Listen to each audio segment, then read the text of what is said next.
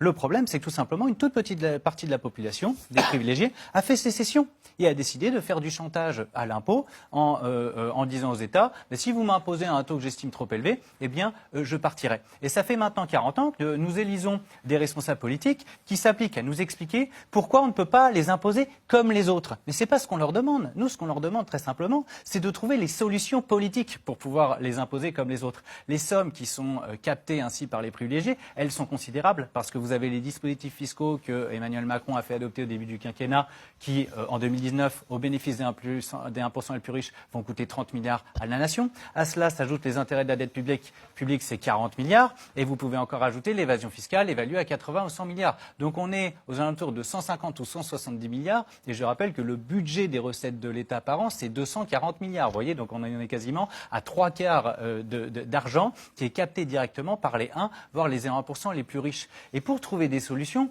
c'est assez simple en réalité. Il y a un pays qui n'est pas tout à fait communiste, qui s'appelle les États-Unis, et qui a fixé l'impôt sur la nationalité, et non plus exclusivement sur le principe de la territorialité.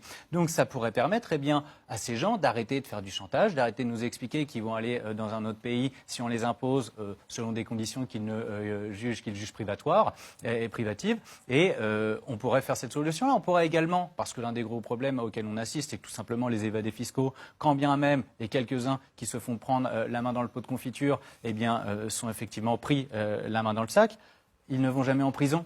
On a fait les peines planchées pour les délinquants des cités.